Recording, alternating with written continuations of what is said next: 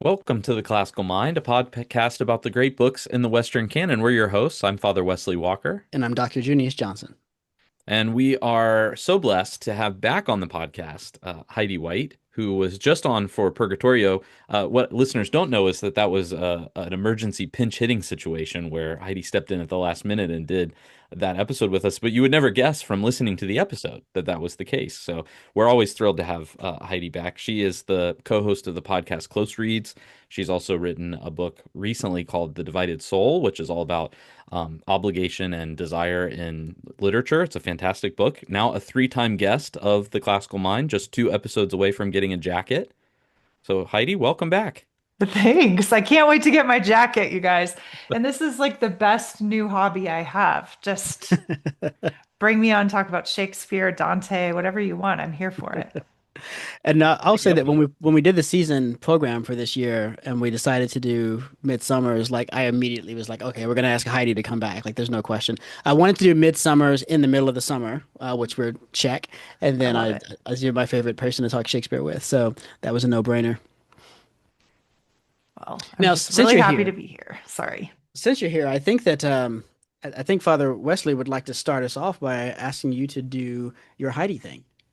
Yes, yes. One of the cool things, so we talked about this last time, listeners, that Heidi came to the church where I'm the priest at and gave a talk for the Eliot Society, which is a local organization in Maryland about reconnecting the arts and Christians. And so if I understood how you did the talk, Heidi, you did not really have notes, but you asked the people in the audience what some of the books that they read that made them readers were, and once they gave you that selection of books, you did the talk on those books, but you didn't know going into it that that's what you were going to do. So I assume you've got just all these loaded up of Duty, Desire for all these great books. So could you walk us through A Midsummer Night's Dream through the lens of duty and desire?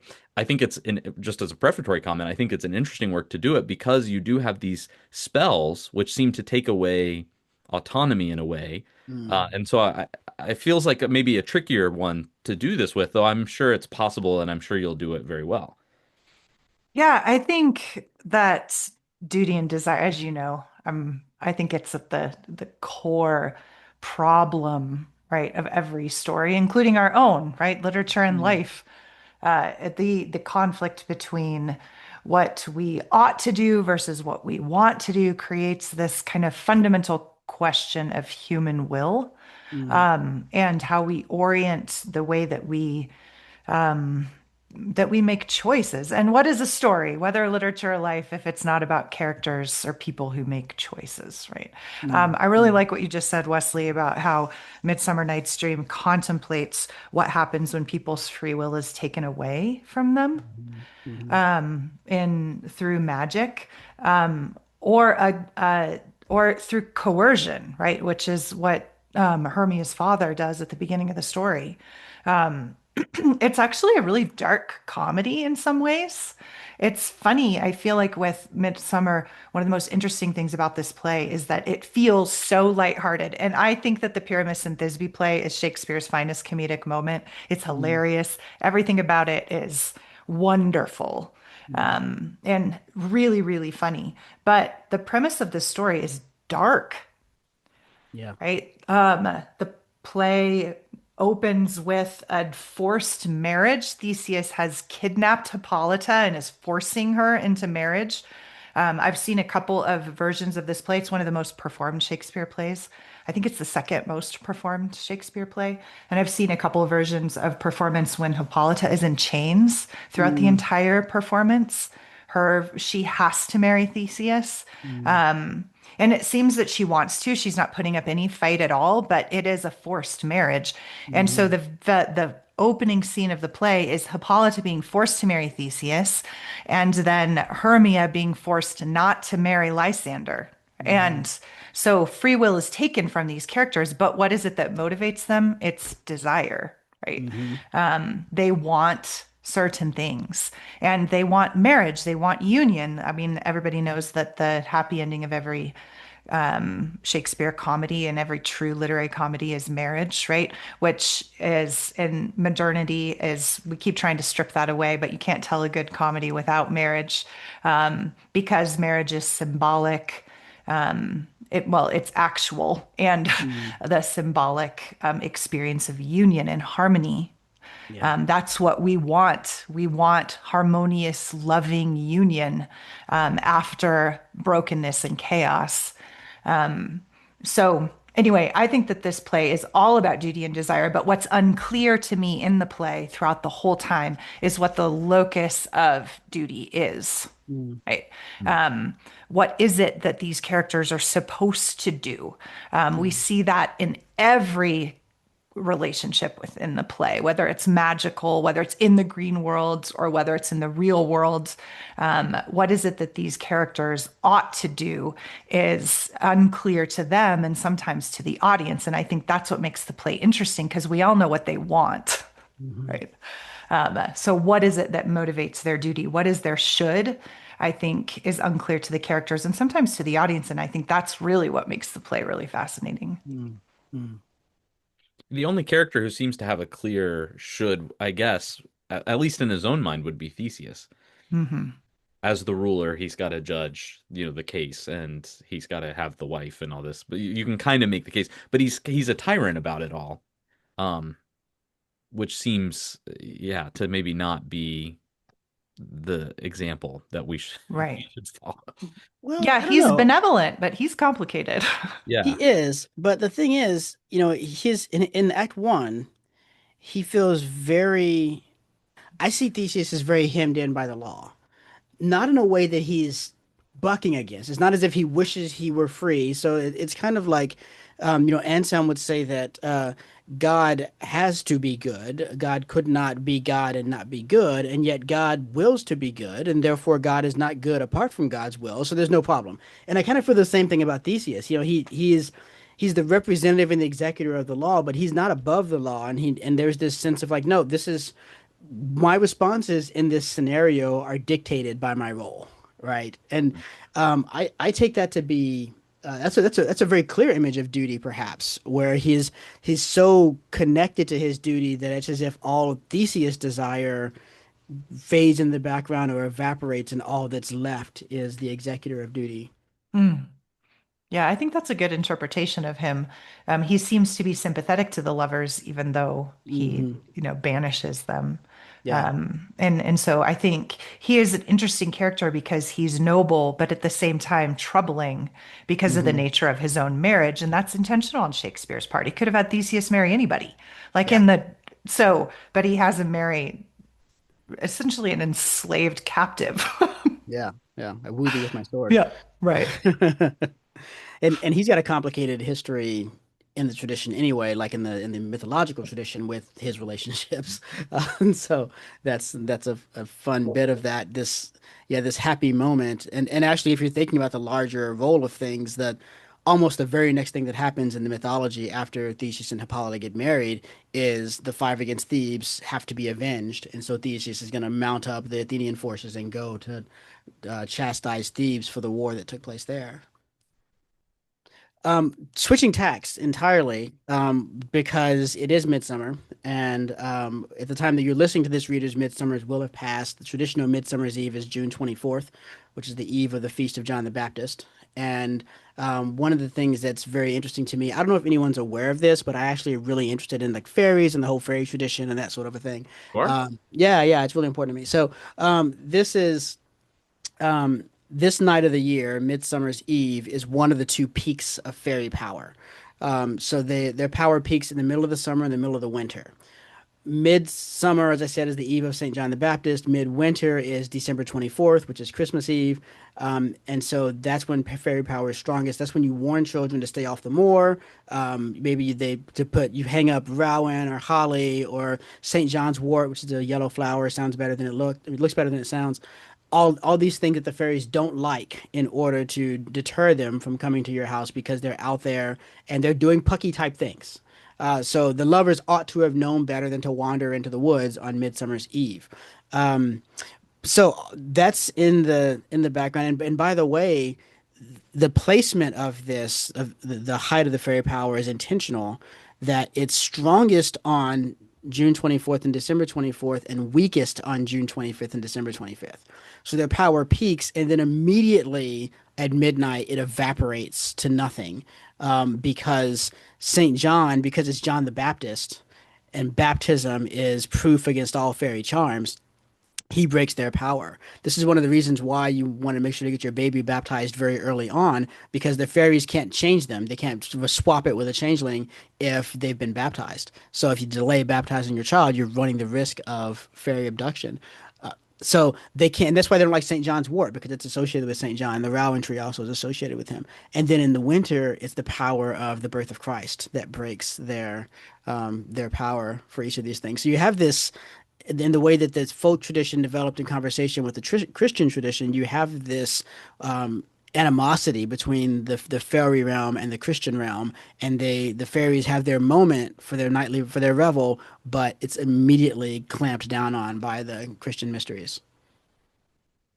I think that's really interesting, and it brings up some interesting thoughts about this play for me because I always find the classical elements of this play to be a bit disorienting. Like Hmm. it reads like a medieval play in Yeah, my like it doesn't feel classical. that's right. And so he kind of and this is his, you know, this is a great like peak Shakespeare comedy. Yeah. Um, probably his first great comedy, Hmm. his first masterpiece. And so, of course, it's intentional that he embeds what feels like a medieval story with these medieval superstitions. And it embeds that in maybe not conflates because conflates is always negative, but Hmm. he overlays it with this classical tradition, creating what it feels, and to me, disorienting. And I think that's kind of the point. Like Yeah. Shakespeare wants us to not quite orient ourselves within this play. He wants it to feel from the very beginning almost, like difficult to kind of find our feet in.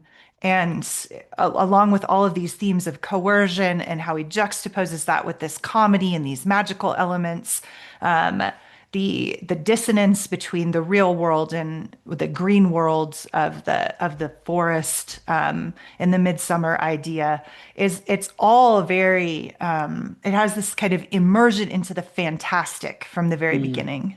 Yeah. Yeah, I've often wondered if part of the reason for the classical elements wasn't to draw the fantastic character of mythology, right? Because it's interesting, you're going to set it in the middle of not just a classical period, but a period that's in the age of heroes when there are still monsters out there to be fought and all these other sorts of things, and the gods are walking around doing things, and yet the only supernatural we encounter is the fairies, who Hmm. don't belong to who are many, almost 2,000 years later in some instances. The moment that was the most disorienting for me, not maybe not the most, but one that I had not seen before when I've read this in the past was in Act 4, Scene 1. All of a sudden, Theseus mentions that Saint Valentine's is past. Yeah. Like Yep. Saint Valentine hasn't existed yet. It's kind of like when the Well, clock chimes in Julius Caesar. I suppose it's just one of his right. anachronisms. But it was disconcerting because you could tell it was written by a guy who would care about when Saint Valentine's was, but it's supposed to be at a time when it was not. Hmm. Right. Yeah. Yeah. And I think he is highlighting again these themes of coercion, um, and the robbing of free will. Every character, including Oberon and Titania, the queen of the and king and queen of the fairies, has to wrestle with and reckon with coercion and their free will being Yeah. taken from them somewhere throughout the play. And it is in a Shakespearean green world, right? Which is like this Hmm. magical world that is contrasted with kind of the prosaic real world. And in Midsummer, there's such a stark contrast between them. There's other plays in which the contrast is a little bit more mild, right? Like I'm thinking of The Merchant of Venice, like Mm. that like Portia's home is like a green world. It has its kind of own rules, that it's ruled Mm. by a woman instead of a man. And there's but and you kind of have to look for it, but not in Midsummer, right? It's Mhm. just so starkly contrasted. And the real world is governed by these implacable laws, as you brought up, Mhm. Junius. Like Theseus is forced to kind of cast these sympathetic lovers to the winds because of the unjust dogmatism of a father who has no reason at all to deny their marriage. Right? Like the lovers in this play are almost interchangeable. It almost like Mhm. doesn't matter like who's in love with who. It's just whoever, this is where we get love is blind. Mhm. Like it's literally from this play, that quote. Mhm. Like it whether Hermia is in love with Lysander or Demetrius, like why does he care? Yeah. Um, Yeah, right. there's no personality of either of the male protagonist That's right. lovers that demands that Hermia or Helena fall in love with one or the other. And so it's this kind of arbitrary, implacable law that governs the real world. And then you go out into the green world, into the forest where everything's up for grabs. Like it's Mhm. chaos. There's Yeah. even the rulers are in chaos, and they can't like they don't seem to have any kind of law necessarily that they are supposed to or obligated to enforce. And so that is also disorienting, I think, Yeah. to the reader. Even though you're on the side of the lovers, you're kind of like, well, just because I believe in love, right? Right. Yeah, Oberon and Titania are two children playing Hmm. mine over a ball, except the ball happens to be a boy. Yep. Yeah, one of the things that has always struck me about this play that's really important, right, is Athens is kind of a big deal in literature. It's not the first time we've seen Athens before, and Athens represents the city of logic, the city of reason. Even thinking as far back as the Oresteia, when Orestes gets caught in the moral dilemma of, I'm held by the Olympian gods to avenge the death of my father Agamemnon, but I'm held by the Chthonic gods not to kill my mother, who is his murderer. So what do I do? And he winds up obeying basically a direct command from Apollo to avenge his father, and then the Furies get after him, and it becomes this whole big thing, and it's a theological contradiction in Greek theology that Aeschylus is trying to work out there. And the solution is go to Athens and appeal to Athena. And Athena comes down, and where the Furies won't listen to Apollo because he doesn't respect them, they will listen to Athena because she speaks nicely to them and flatters them. And then Athena is able to not only resolve Orestes' case, but even convert the Furies into helpful spirits. And they're going to take care of Athens from now on. That's what we've come to expect from Athens, right? Athens is a place where logic reigns and where it can solve unsolvable problems. And so it's kind of funny to find this, unsolvable problem in Athens at the beginning, but it's exactly a very Athenian type of aporia because no, law and reason are quite clear. You've got to obey your father, he's your lord in all things, and that's the right course of things and whatnot. And we don't have space for all that love nonsense here. What's that got to do with it, right? It's about what's the right thing to do by the law. Just outside of Athens appears to be the royal seat of fairyland. And I think I've always found it to be a really powerful juxtaposition, and it's half of what went into this work that I have been doing on fairyland. I'm very slowly writing a book called The Logic of Fairyland, and the first chapter of the book, which I gave as a talk at the University of Dallas a while ago, was called "What Has Athens to Do with Fairyland?" And the Nice other half title. Thank you. The other Nice. half of that is, Yeah. of course, the reference to Tertullian. So the second chapter will be what has Athens to do with Jerusalem, and then I continue to what has fairyland to do with Jerusalem, and then sort of locating fairyland between Athens and Jerusalem, where Athens is an image of scientific reason, fairyland of the imagination, Jerusalem of faith, and that's really suggested by the juxtaposition of this poem, where you have the philosophical logical reason embodied in Athens and in the head of Athens' body politic, the Duke.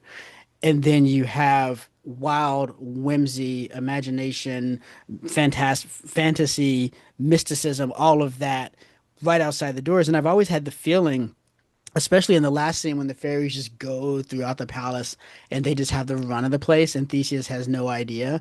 I've always had the feeling that Athens is besieged by fairyland in this play, and they don't know it. And so outside the walls, which is always an unsafe place in this time in literature, becomes even more unsafe than it usually is because they're just right there. Hmm. Yeah. This Yeah, actually and might I be a do good time think, for. Go ahead. go ahead. I was gonna say, I just think what you're saying is really accurate, and that the play really ends with that what we apprehend is much more powerful than what we comprehend, right? Yeah. And it is desire that governs human will and human destiny. And there's nothing that like there's this stark line Mm, between Athens and Fairylands that by the end of the play it remains, but they bring back the legacy of Fairyland into the real world. Like they get to yeah. marry who they want. Yeah. Um, so that kind of, but there is some order to it, right? Hmm. Hmm. But not, I don't think a harmony. I think this we could debate this, but it seems to me that the line between Fairyland and the real world in Athens is just as stark as it was before. Yeah. Yeah. It feels like the fairies are blessing at the end of the play, but it's in spite of what Athens would do, and it feels extraordinary, not as if this is the new norm. I think this is the right time for my favorite passage, which is probably everybody's favorite passage from Act 5, Scene 1, the great speech about apprehension and comprehension. I mean, this is almost like this is one of the most important passages in all of literature for me and the work that I do. When Hippolytus says, "'Tis strange, my Theseus, that these lovers speak of." And he says, "More strange than true. I never may believe these antique fables nor these fairy toys. Lovers and madmen have such seething brains, such shaping fantasies that apprehend more than cool reason ever comprehends. The lunatic, the lover, and the poet are of imagination all compact. One sees more devils than vast hell can hold. That is the madman. The lover, all is frantic, sees Helen's beauty in a brow of Egypt." Which is actually becoming more literally relevant these days with the Odyssey movie. The poet's eye, in fine frenzy rolling, doth glance from heaven to earth, from earth to heaven, and as imagination bodies forth the forms of things unknown, the poet's pen turns them to shapes, and gives to airy nothing a local habitation and a name. Such tricks hath strong imagination, that if it would apprehend some joy, it comprehends some bringer of that joy. Or in the night, imagining some fear, how easy is a bush supposed a bear. And Hippolytus like, but all the story of the night told over, all their minds transfigured so together, more witnesseth than fancy's images, and grows to something of great constancy. But howsoever, strange and admirable. I can't resolve it, says Hippolyta, but she's not entirely convinced by Theseus's claim here. And one of the things that always strikes me about this, besides just the beauty of that juxtaposition of comprehension, apprehension, scientific reason versus poetic reason, all of that kind of stuff, joining the poet, the lover, and the crazy person, how much they have all this in common. It's such good stuff. In the midst of all of that, as he's sitting here saying that the poet's pen bodies forth the forms of things unknown and gives to airy nothing a local habitation and name, which is clearly said with disdain in Theseus's mouth, he's speaking in poetry. Yeah. He's in the middle of a poem, right? And I just love that Shakespeare so effortlessly puts an opinion that Shakespeare is obviously contrary to into the mouths of one of the principal characters and allows the character to saw off the branch he's sitting on. That his utterance is deconstructing itself while he's saying it. But that's the limit of Athens is that Mhm. it can't bring it all into harmony. Hippolyta is new to Athens. She's being brought into it. She's being converted, if you will. And so she's able to say, yeah, but there's something else there. But Mhm. she's just about to become Mrs. Athens. And so she's already past the point when she might have been able to pull it together.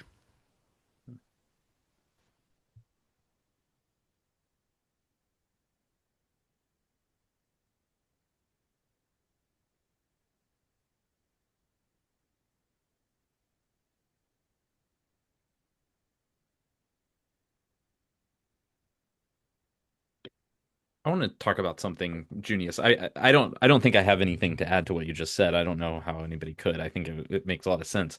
But I do want to talk about the city and the woods a little bit. Mm. We recently saw Into the Woods, the musical. Our son's school did a play of it, and I was thinking about that a lot actually during the scenes that happen out in the woods because I think in the play there's that line that like everything happens in the woods, which is kind of weird because to me it's always been the opposite. Like I go in the woods and there's nobody around and there's nothing to do and you just walk around and nothing happens and it's in the city that everything happens.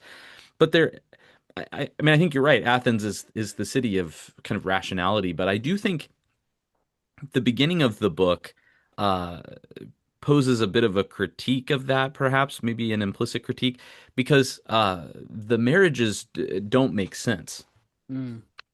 because she loves the other one, but it's made painfully clear that these two guys are equal. They're socially Mhm. Yeah. equal. There's no reason why the father should prefer this one over that one, which is what you would expect, right? That he would Mhm. have some sort of warranted analysis of, well, I prefer him because He's got 5,000 pound a year.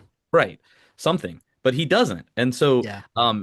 what we're left with isn't a rational explanation Right. as to why they should be married. It's just the exertion of arbitrary force. Hmm.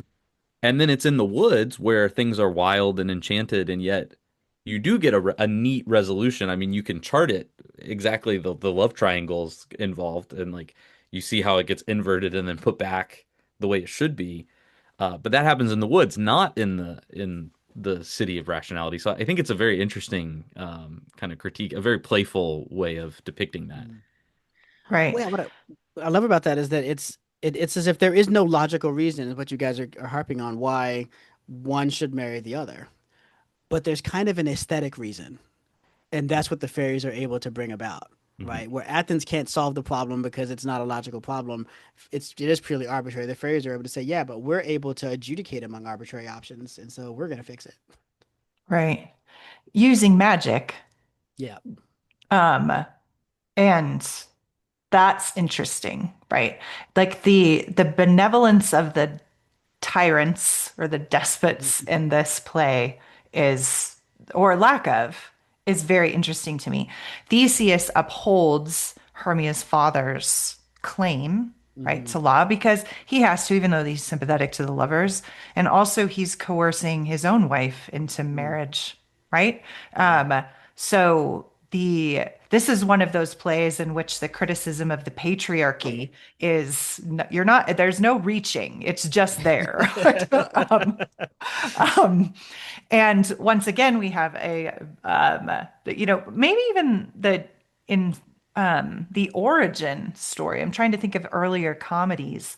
um, uh, but Shakespeare is known for creating female characters that are much stronger than the male protagonists, right? Hmm.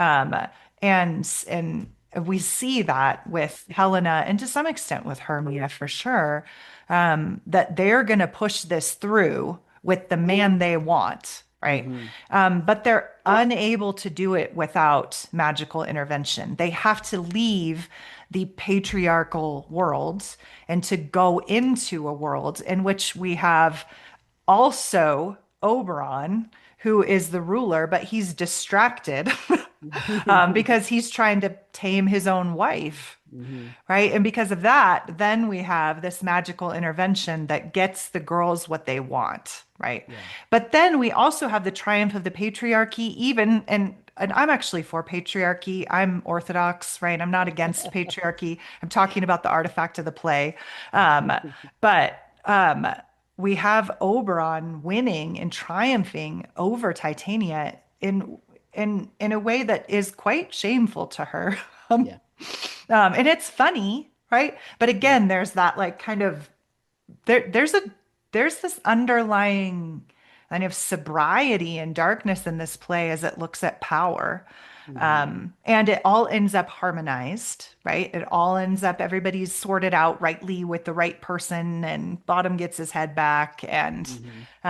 um, the appearance and reality is kind of united again. But we it's there's this really, the male characters to me are actually the most interesting ones in this play, which isn't always true in Shakespeare, um, because the girls are strong-willed and they're going to get what they want, even Titania. Mm, But there's this kind of strange extreme to the male characters. They're either like utterly passive and unable to achieve anything with the lovers, mm, right? Or they have this like this coercion and this power over the women in the story.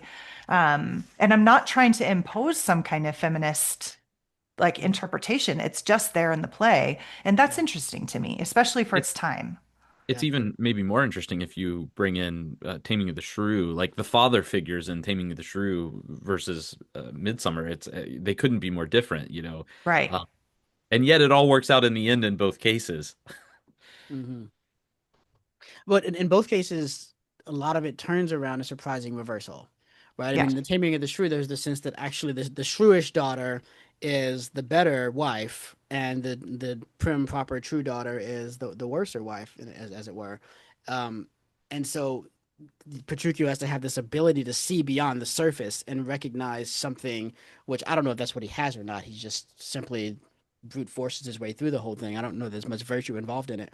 But likewise here, there's this inversion, the unexpected turn that sets things right, which is what a good classical comedy has, right? I mean, all of these Shakespearean comedies are always one scene away from being a tragedy, but thankfully something comes in and flips it on its head, and it's okay. Let's get the wedding cake out.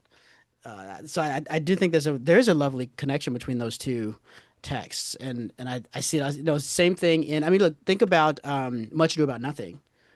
Much Ado About Nothing is just a heartbeat away from Othello, right? And one of them is one of the great tragedies, and one of them is one of the great Well, and comedies. Romeo and Juliet is just one missed message away from a comedy, Yeah, right? It's just one plague village away from yeah, being a beautiful, resolved yeah. comedy. That's Yeah. right. And I almost feel like Shakespeare thinks that, and I think I could agree with him if he turned out to have thought this, that the closeness of the happiness makes the tragedy that much more poignant. I think that's fairly uncontroversial. Right. But then, mutatis mutandis, the closeness of the tragedy makes the comedy all the more poignant as we're snatching joy from the jaws of grief, right? Yeah. Puck. Puck is one of the great Shakespearean characters, and there's only about 1,000 different ways to play Puck, and I think they're all very, very good. I think the only rule about Puck is that Puck should never be the same way twice. But he's a mischief maker. He's actually the truest fairy in the story, right? Go on. People might wonder why is it that you want to keep the fairies away, especially if you've grown up on Tinkerbell and Fairy Hollow and all this kind of stuff. It's like, ooh, I can't wait to see the fairies. It's going to be great. You do not want to see a fairy. They're going to do very, very bad things. The whole point of them is that either they have no moral orientation or their moral orientation is so other than the human that it looks to us as if they have none. And their great delight is to turn things into what they're not, especially if it's going to make someone else upset. And it's not all good fun. It can be quite dangerous. You could get maimed or lose your life. Um, they think it would be hilarious for you to be trapped under the fairy hill for 200 years and come out to find that everything you know is gone. They don't understand what you're upset about. And so they're kind of the purest expression that I know in literature of of arbitrariness, which is to say willfulness for the sake of willfulness. It's the next closest thing I know is actually specifically Disney's cartoon version of Alice in Wonderland, in which she says a line that isn't in the book, which is, "In my world, nothing would be what it is because everything would be what it isn't." And so that's the only rule of Wonderland is that things have to not be what they are. And that's wacky, and Alice can't get her head around it because you can't get your head around it. There's a lot of ways to not be what you are, and you can't predict that ahead of time. So, of all the other fairies, Puck is the one who's actually doing the traditional literary job description of a fairy, and he's famous among the fairies for it. So you know that I mean, yeah, he gets it wrong. He's not trying to mess up Oberon's instructions, but at the same time, nothing is more Puck-like, nothing is more Fey than that the instructions should be messed up in just this way and cause this kind of mix up. Yeah. Yeah, fairies are, if we're playing D&D, right? Chaotic neutral. Yeah, that's right. Yep. And sometimes lawful neutral, but neutral, right? Yeah. Um, and in this play, even when they wish us well, it's kind of an arbitrary benevolence, not Right. like an angelic one. It's not a Christian benevolence. Yeah.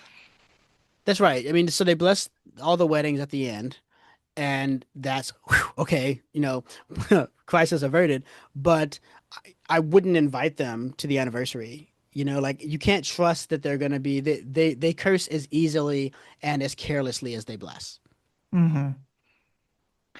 Yeah, and I think it's interesting because you can also kind of to even argue against myself, right? And the points that I just made about the power and coercion within the play. Um, you can make a case that they are the agents of order because of the kind of dismantling of order that takes place in what we would call the real world, right? The Hmm. classical real world, which actually then the green world or the woods become this kind of mirror that we can see that we're just pretending out here, right? We don't have it right, and what appears to be chaos is just kind of in the green world is just this reordering of things the way they ought to be. You can see Hmm. even that between Oberon and Titania, and that you can make the case then that that she has violated what the medievals might call the great chain of being by Hmm. overstepping and not offering her husband what is due to him as a king and her husband, right? Hmm. And Hmm. so everything that goes on is kind of this just pedagogical teaching to get things back into order. It just looks like chaos to us because we don't have Hmm. the eyes to see it. Hmm. Because we're so corrupted by kind of our attempt to comprehend and find order, and we're doing it wrong. And the chaos of the lovers is kind of this reordering force um, that's brought about by the green world. And I think that that's a very legitimate way to read the play. Both of them are, which is what makes it great. Hmm. Yeah, I get the sense I'm looking for the line. Th these there's a the fairies themselves feel like their world is out of balance because of this strife between the king and the queen. Right? Puck will say, "The king doth Hmm. keep his revels here Yes. tonight. Take heed, the queen come not within his sight. For Oberon is passing fell in wrath, because that she, as her attendant hath, a lovely boy stolen from an Indian king. She never had so sweet a changeling. And jealous Oberon would have the child, knight of his train, to trace the forest wild. But she perforce withholds the loved boy, crowns him with flowers, and makes him all their joy. And now they never meet in grove or green, by fountain clear or spangled starlight sheen, but they do square, that all their elves for fear creep into acorn cups and hide them there. And it's their world is out of balance too, Hmm. but it doesn't have the same urgency that the Athenian imbalance has. And Oberon, even when Puck messes it up and anoints the wrong people, Oberon, he gets mad at him, but he doesn't really seem to me like there's no panic. There's this Oberon has this supreme confidence that things are going to come around to the way that he wills they be in the end. And okay, we have to take an additional step than what I thought for the plan to work out, but that's okay. Let's just get on with it and get the next step going. There's a kind of that's almost an Athenian kind of confidence in order and things turning out rightly. But what I love about the fairy version of it is there is an effortlessness about it. There's a kind of casual virtuosity about the way they accomplish it. That there's a sense in which they can afford to play fast and loose with the rules because they know better than the Athenians Right. how strong fate is to find its ending. Right. I think it's fun to read the play both ways, right? Yeah. Um, and maybe even back to back because it's not very, I mean, it's a pretty easy play to read once you know it, right? Hmm. I do that with the epics a lot, especially with the Odyssey. I'll read Mm. the Odyssey like this time I read it. Everything Odysseus does is right.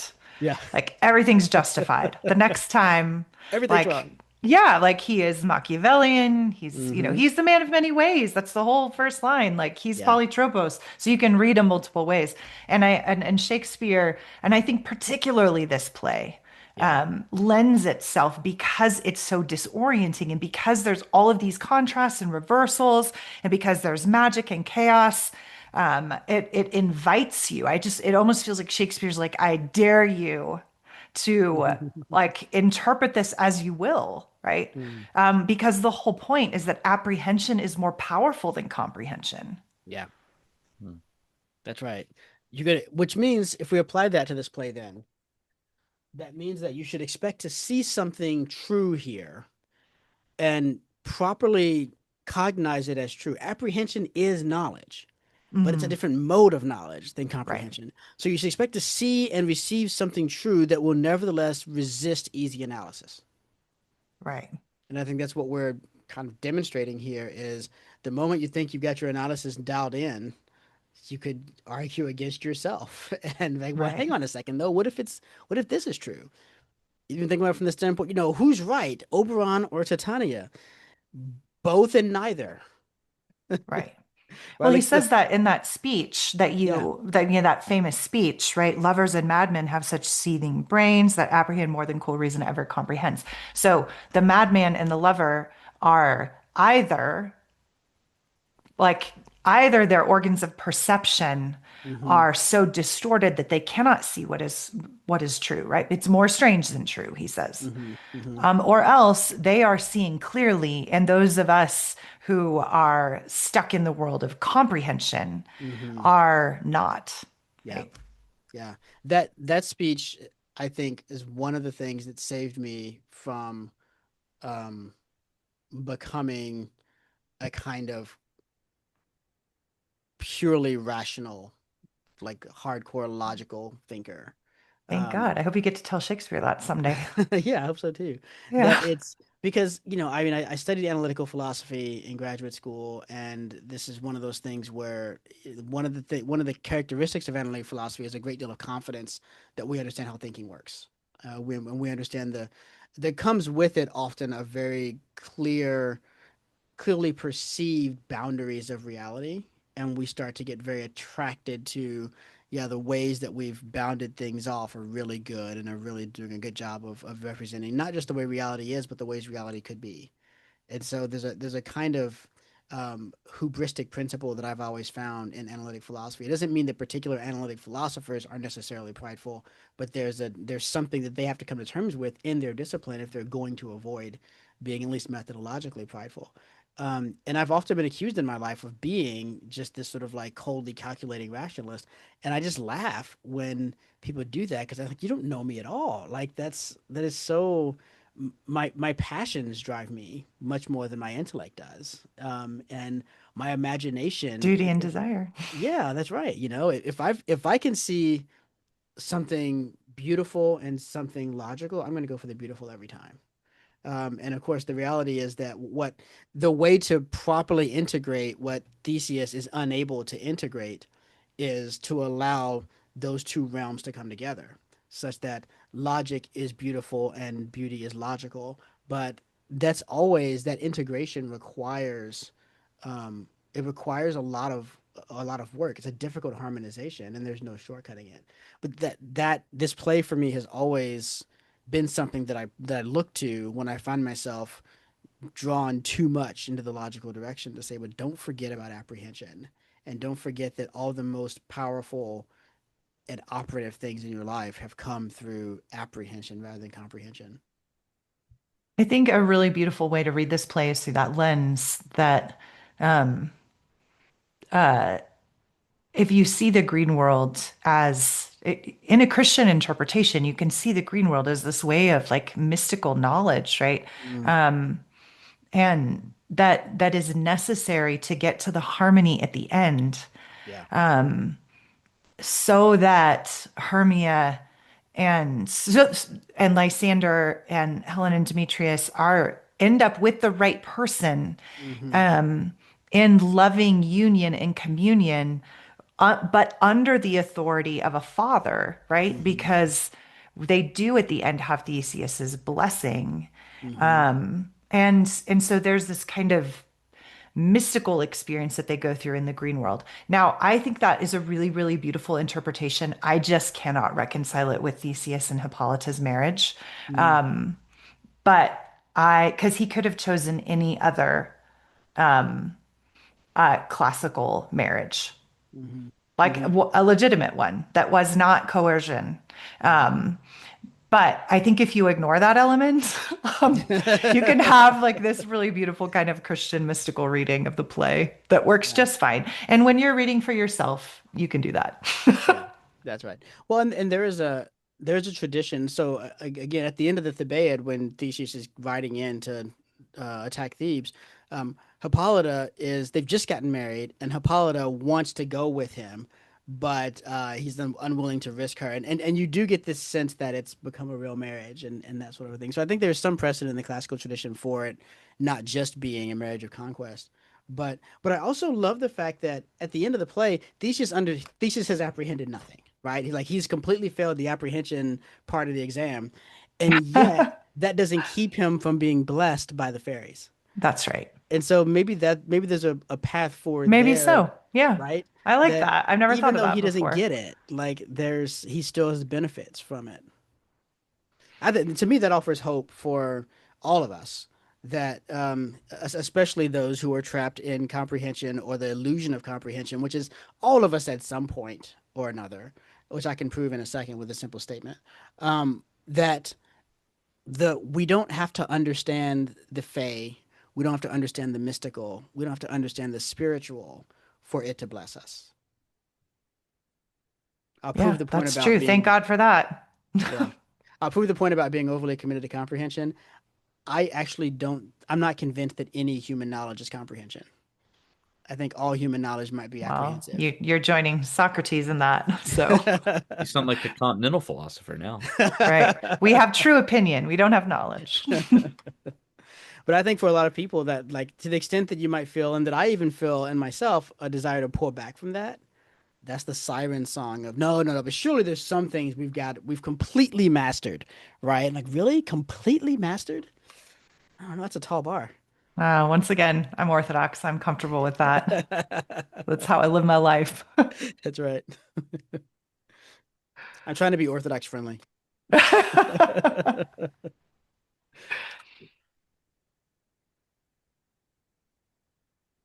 Well, we should talk a little bit about the mechanicals, Hmm.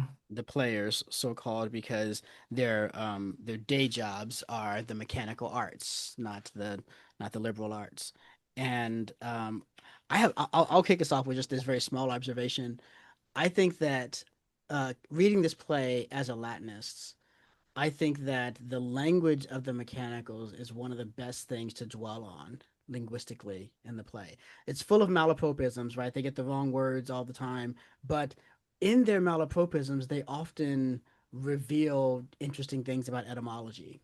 And even this notion of the word they reach for Bottom's transformation is that he's been translated, which is possibly better than I don't remember if it's Quince or someone who says it's possibly better than that person knows because he has been brought from one level of existence, one kind of reality over into another.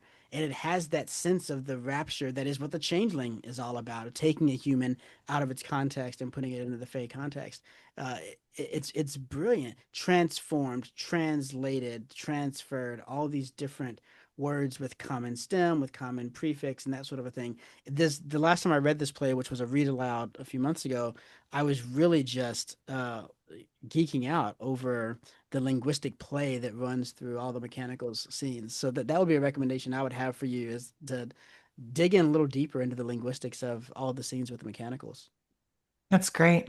Also, pay attention to the fact that they talk in prose. Mm, They are speaking sense, as you're mm, saying, even when it sounds like nonsense. hmm Um, and they are Shakespeare does this a lot with his low plot characters, right? When they speak in prose, and when the other characters speak in poetry to kind of show their like attachment to the that the difference between them and the social order. Um, and the time, but they speak in poetry during the play though, Hmm. or at least a couple Bad, times. Flute does. bad poetry. Um, yeah, bad poetry, which is so funny, and it's great. Like, and it just speaks to Shakespeare's genius, because he writes like the best bad poetry. It's hard to write bad poetry when I you're this know. good. It's Yeah. easy for me to write it. It's hard for Oh, it's Shakespeare to write so it. great. Yeah. But yeah, along with what you're talking about, the fact that they speak in prose kind of highlights their difference from the other characters, and their kind of groundedness, right?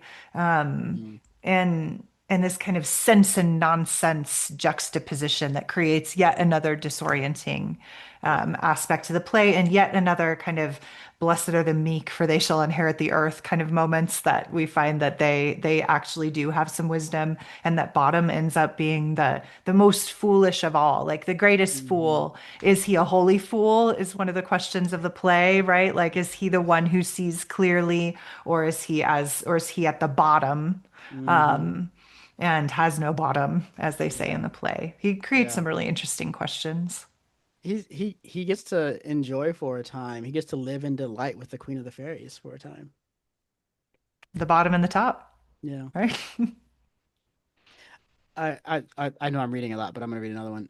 This is from Act 5, Scene 1, and it's the prologue of the play. Um, and so this is the beginning of the prologue, as it were. So this is Quinn saying, "If we offend, it is with our goodwill. That you should think we come not to offend, but with goodwill. To show our simple skill, that is the true beginning of our end. Consider then we come but in despite. We do not come as minding to content you, our true intent is. All for your delight. We are not here. That you should here repent you, the actors are at hand. And by their show you shall know all that you are like to know." And then Theseus says, "This fellow does not stand upon points because his sentence is in the wrong place.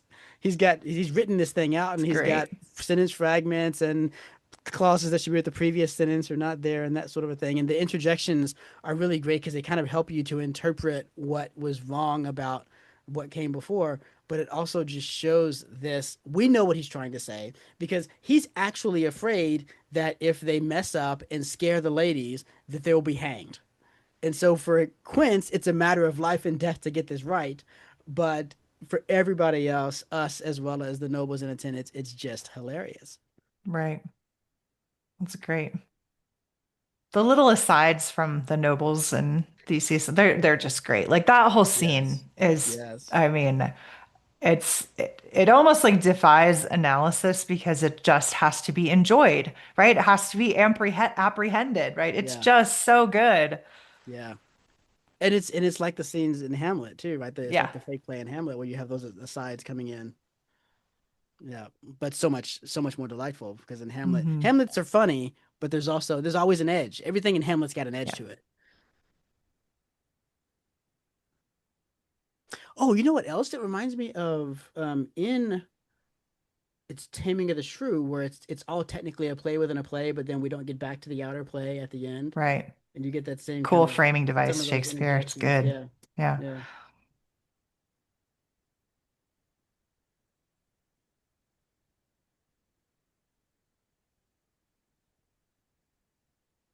We've left Father Wesley speechless. You have.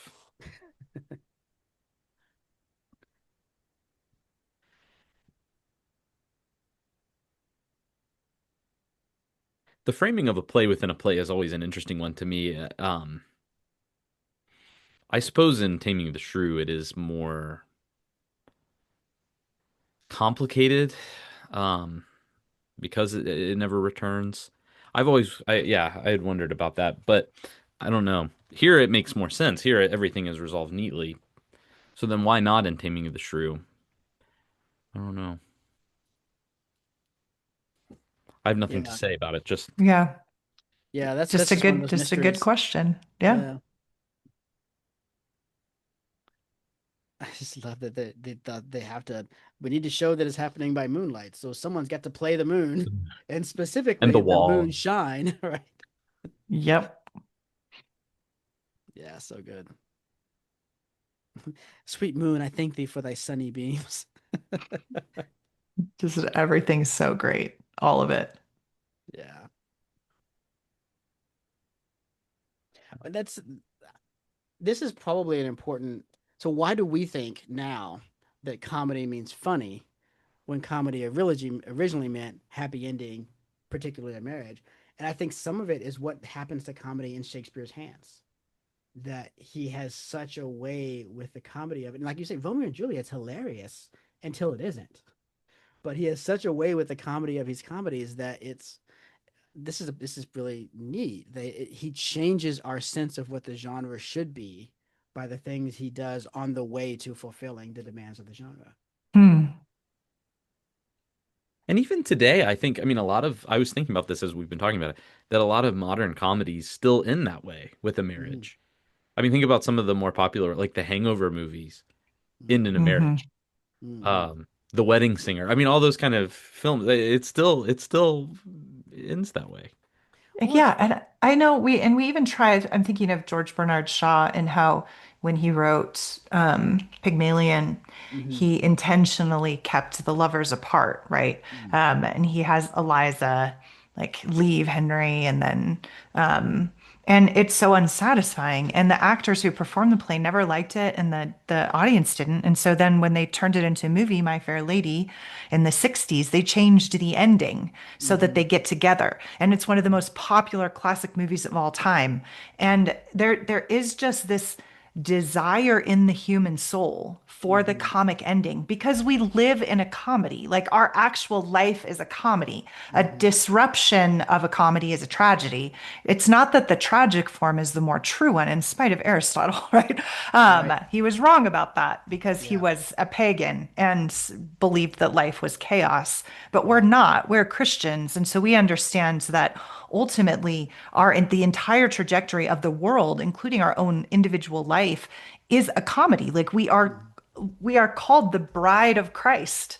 Like the Yeah. whole world is moving towards this harmonious union, the divisions between us, the chaos all resolved. Um, and division turns into unity and chaos turns into harmony, and that is the ultimate destiny of every human soul. And so the comic form is the truest form, and a Yeah. wedding is the right and proper ending of a comedy in a literary sense, of course, because it is a picture or an image or an icon of Mm-hmm. the true destiny of every human and the entire cosmos. For Mm-hmm. that reason, I would almost argue that that it hasn't really changed that much, even if maybe Hmm. the form has. So, like, I mean, I know in the early 20th century, you get a kind of shift away from the happy ending being marriage to comedy becomes about the reality of marriage. Because this is where you get those tired tropes now of like the nagging spouse or the I pushy know. mother-in-law, right? It's Mm-hmm. about making light of the marriage or something like that. But even if you think about the way sitcoms Diabolical were. scheme. That's right. But even if you think of the way sitcoms were in the 70s, 80s, 90s, they would always kind of tightly wrap up at the end, 20 minute or 30-minute episode. Um, and so you still get that sense of resolution. I Mm-hmm. think maybe where you have seen a more dramatic divergences in more modern comedy where there is maybe more of an emphasis on personal experience, on um, the absurd or even sometimes struggle. Um, and yet perhaps we could even read that as still a kind of longing or a hope for resolution, Mm-hmm. even in modern comedy. It's a different form. It's not as technically correct as it Yeah. was in for Dante or for Shakespeare, but I think there's still something there, some kind of common longing. Right. I agree there is something there, and I agree that the natural trajectory of the human heart is not just a longing for the comedic, but we're built for the comedic. We're Right. you know, if anyone is living in a tragedy, it can only be because they've made it so, and they've done so against the will of the maker. but there's this. Just let's get more specific, right? Like rom-coms. I am a sap, and I used to love me some rom-coms, but at some point in the early 2000s, I stopped loving them. And the reason I stopped loving them was because they stopped ending in marriages. They started trying to celebrate hookup culture. There's all these different types of movies and that are kind of trying to sit like in the relationship that doesn't have to go towards marriage and sexual independence and this kind of a thing. And they stopped being funny to me and became kind of sad and oddly dark, even though they weren't trying to be dark. And so there was this almost this decadence of the rom-com movement where it lost sight of what true comedy is because it thought that it could make comedy just about being funny, or that the happy ending could be self-actualization rather than a marriage. Yeah. And it really lost its savor for me at that point. It's funny though because I do feel like there's a been a rebound. It's Because like always been a even some of them rebound. like oh, what were those movies? Was it Friends with Benefits was one of them, and then there was another one No at strings the attached. same time, and it was kind of the same idea, but it was Yeah. sort of about the insufficiency of hookup culture, and Yeah. they do end in Those a were more interesting. permanent Yeah. settlement. And but I feel like that's kind of become the trend now. Maybe in the early, maybe when you were young it was different, but In the heady days of my youth. Yeah, no, I think that's right. It's those two comedies, which I feel like are ought to be flagships of the thing I'm talking about. Ironically, they're about how that's not satisfying and how and they wind up moving in the direction of marriage at the end of it. But they were kind of at the head of a stream of things where it didn't have to be that way. I don't know even a if lot of about the rebound because I kind of haven't gone back to watching them. I was thinking even a lot of like Judd Apatow movies, which I mean he's fairly can be kind of crude or something, but they kind of always end with this emphasis on the family and on the marriage, you know.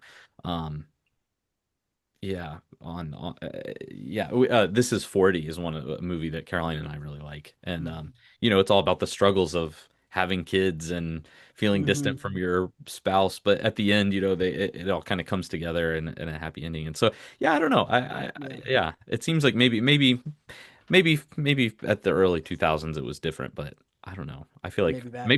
Well, maybe I just watch good rom-coms. I don't know. hey, I hope you're right because 'tis a consummation devoutly to be wished. Nice.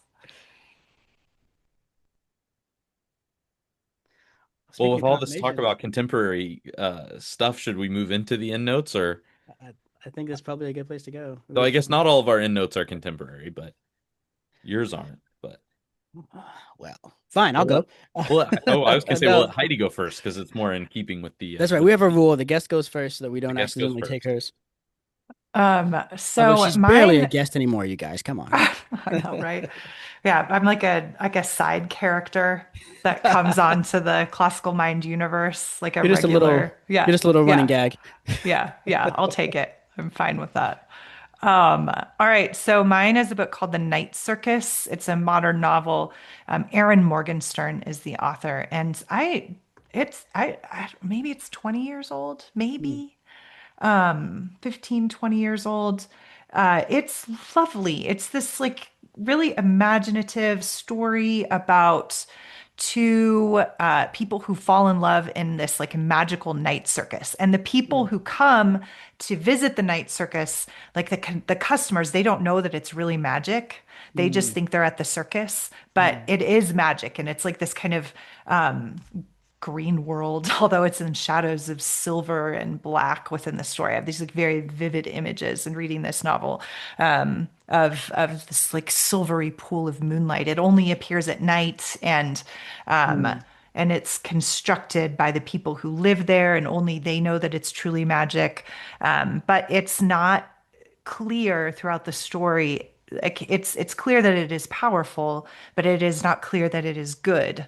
mm, And so these two young magicians are like bound to this magical competition inside Le Cirque des Rêves or the Circus of Dreams. mm, And they fall in love, and then they have to figure out a way to escape mm, this bondage of the night circus, but it's also their haven. And it's like a really mm, interesting, and it raises all these really interesting questions about kind of the same questions as Midsummer. And it seems very clearly influenced by Shakespeare, and I think Mm. particularly by this play. And it's a really good, I mean, it's a modern novel. It's an easy read. You could read it on the beach, or it's not like, high brow literature, but even for that reason, I think it's lovely. Wow. That sounds really good. There was a NaNoWriMo texts. It was produced over three successive National November Writing Months. Oh, really? Yeah. Did not know that. Junius, what's yours? Okay, well, first of all, I do want to mention there was a movie in 1999 featuring Michelle Pfeiffer and Stanley Tucci and Kevin Kline, which That I thought movie's was crazy. that movie's trippy. And Yeah, so it's like a drug trip. It's one of the yeah, first ones that made it weird. yeah, that's right. And so like it gets an honorable mention Yeah. for we talk about reading it in different sorts of ways. That'll help.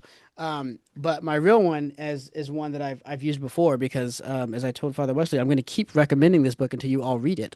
It's clear that not all of you have read it yet, and that is Dear Brutus by J.M. Barrie. This is a play, and it is connected to Midsummer Night's Dream. It won't immediately be clear how, but once it becomes clear, it's overwhelmingly clear. Okay. And it's very short. It's a three-act play that you could probably read the whole thing in an hour. It's really, really short, but it is so powerful. Brain tissues. There are moments in it that just absolutely blow me away. So, Dear Brutus by J.M. Barrie. There's an easy solution if you want people to read it. You got to put it on the list for one of our seasons because everybody reads all the books that we do each Of season. course. Don't test me, Wesley. I'll do it. It's not a test, it's an encouragement. What about you? Yeah, mine is another album. I feel like I've been doing those a lot lately, but it sometimes it just works out. And so I'm going with The Hazards of Love by the Decemberists, which came out in 2009. Great album. Yeah, it is a good album, and it's a rock opera basically, Mm, and it tells a story that's I think very inspired by Midsummer, though not exactly, but it is woman in the forest falls in love with a shape-shifting beast, and there's a jealous forest queen and another villain who kind of get in the way, and mm. um, anyways, so I think that one is a solid pick, and the music is pretty good too. I think so. Maybe next month I'll find something different. Well, we're doing Lord of the Rings next month, so I think it'll be Just hard go to with come the up with a soundtrack. rock album, rock or yeah, some sort of contemporary music expression for that one. But Well, those are the Grey Havens. well, that's true. That's true. But we're getting ahead of ourselves. We are getting ahead. I've got a whole month to think about it. So excellent. Well, Heidi, thank you so much for joining us today. It's been Gosh, are you awesome. kidding? I love it. Yeah, this is so great. Well, very good. Well, we already mentioned our next book. We're starting the Lord of the Rings. We'll be doing the Fellowship of the Ring next month, and so we're very much looking forward to our conversation with that. Listeners, thank you for joining us, and in the meantime, keep reading.